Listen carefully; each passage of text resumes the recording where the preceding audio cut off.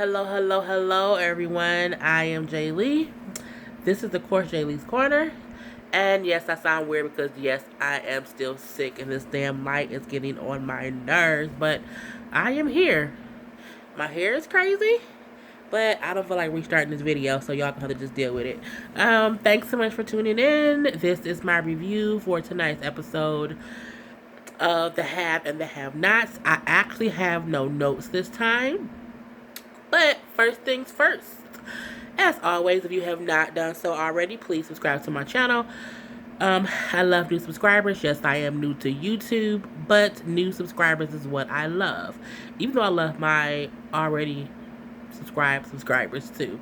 So please subscribe. It just lets you know when I have new content or new videos up on my channel. So please subscribe. As I said, I don't have any notes. I took some notes, and I just don't feel like going to get my iPod right now because it's in the other room, and I don't feel good. And I didn't really need notes much. Today's episode wasn't notes crazy, basically. It was a really simple episode. We find out a couple of things, but nothing really happened. Just nothing happened. It was kind of boring, except for Hannah and her just phenomenal skills. I'll talk about that in 1 second. But Tyler Perry. Just because we ain't been on your ass so far this season don't mean that the middle part can start getting boring. It was just a whole bunch of talking, but nothing really happened in today's episode. We find out that Melissa's fine. She's not dead. The baby's okay. But she depressed and she want to die because Veronica's still batshit crazy and Veronica messing with her. And as the doctors is trying to tell them how she's doing, Veronica just keep asking, how's the baby? Bitch, fuck that baby, is how the doctor kind of was looking at her like, you worry about this baby, and the mama might not even make it because she wants to die. And, just saying how she's going to need care or looking after. And Veronica like, no, I'm going to talk to her. She ain't going to do this no more. So you threatening people now, Veronica? Because what you did was basically say, when I talk to her, I'm going to put the fear of God in her and she ain't going to do it no more. But she don't even like you, Veronica. I don't see her talking to you. I don't see your antics working anymore because the only hold you had over her was her father. Her father died. So, I think her character is going to be a thorn in Veronica's side because she can't control her anymore.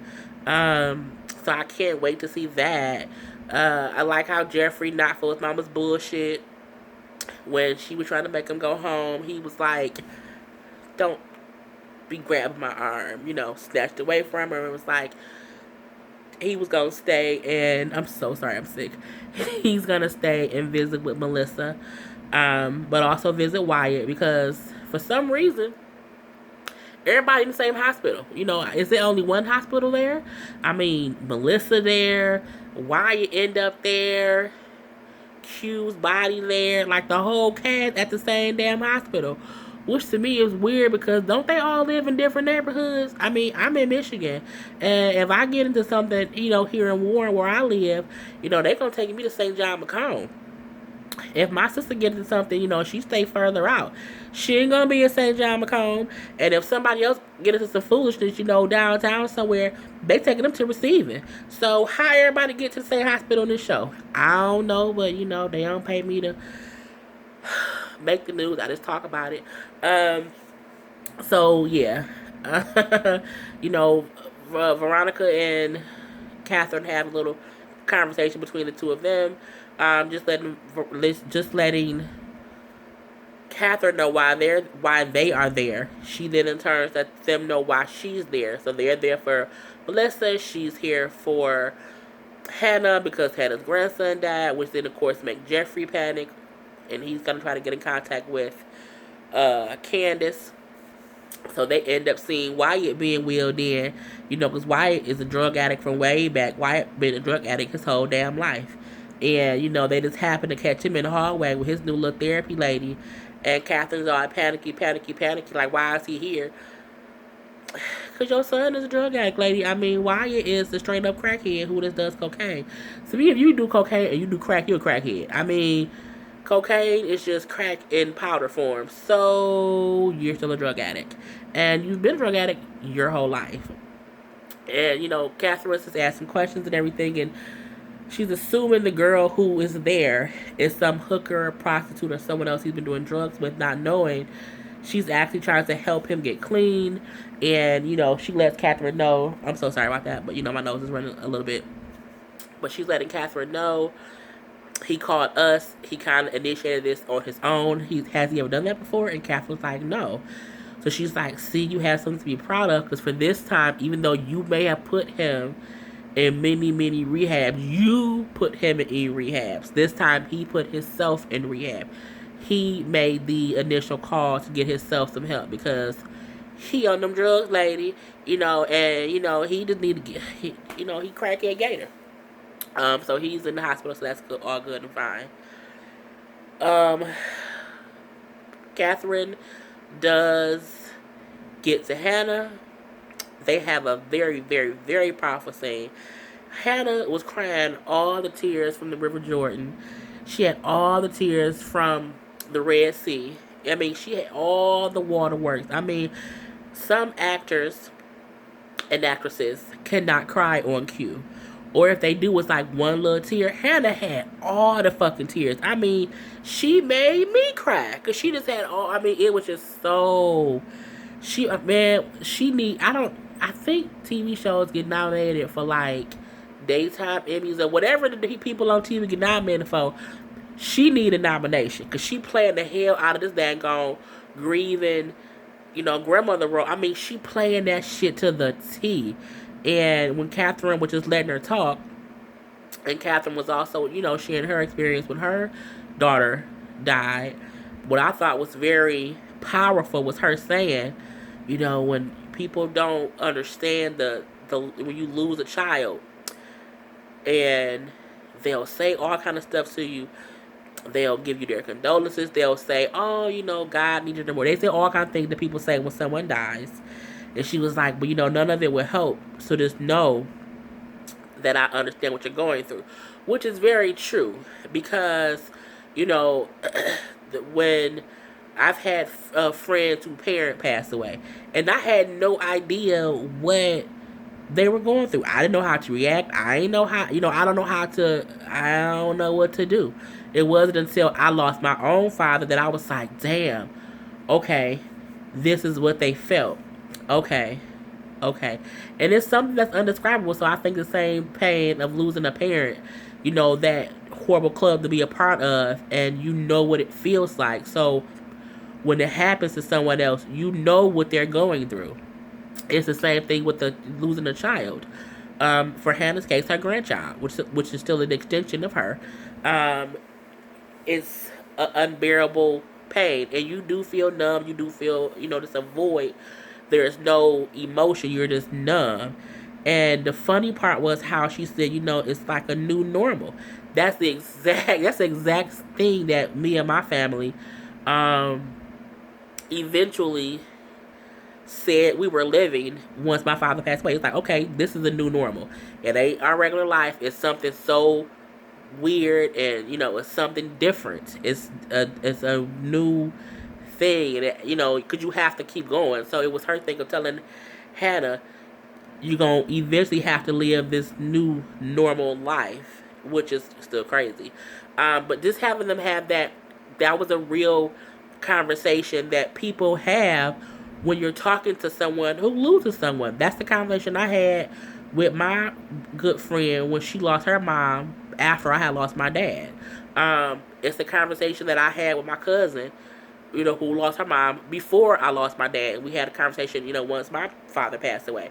So I like how they had that honest conversation that people have around death time. That's what it was. And Hannah was just, man, when she was yelling, he's dead. He's dead. And she was crying. And Benny came and got her with his old sexy, sexy self. And her body went limp. And she was just crying. I was like, yes, Hannah, play that goddamn role. Try to get you an Emmy, girl. And try to get you some more jobs beside this damn show.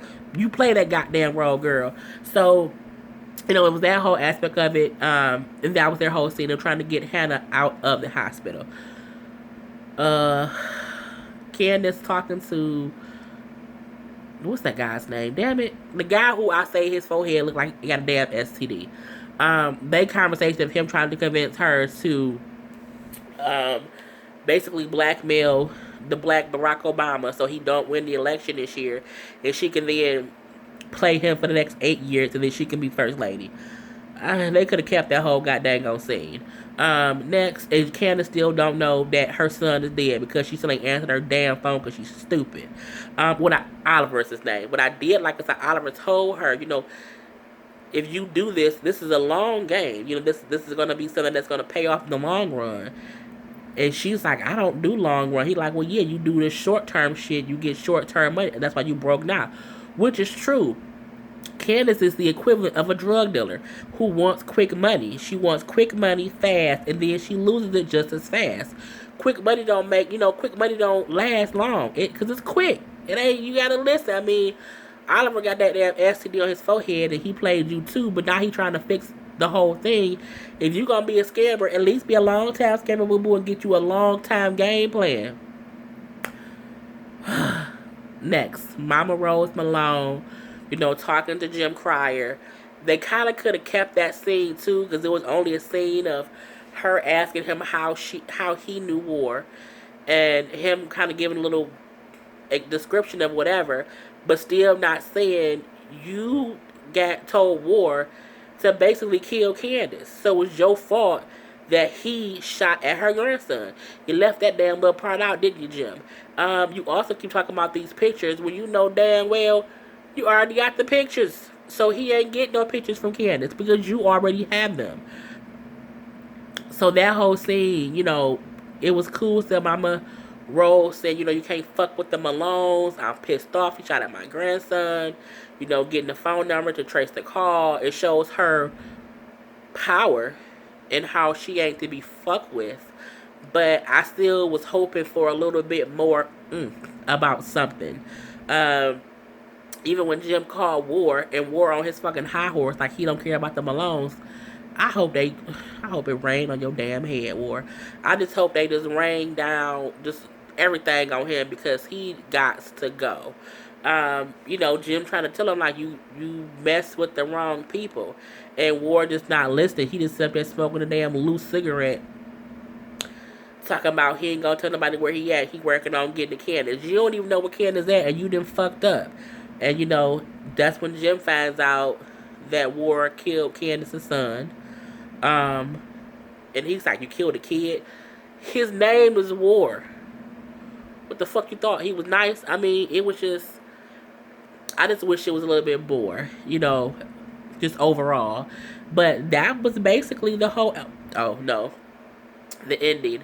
You know, as Hannah, Catherine, Benny, and Mitch are leaving the hospital, the police come up trying to talk to Hannah. And she like, look, his name is Warwick. You know, this is where he hang out. That's all I got for you. They, you know, she leave. They then try and talk to Benny. Benny, of course, ain't being helpful. You know, my mom already told you, yes, he was there, blah, blah, blah, blah, blah. The punk-ass cop, well, you know, ain't you Candace's brother? Yeah. You know, well, you know where she at? No. I called her, she ain't answer, and, you know, my nephew is that, I ain't trying to hear this shit.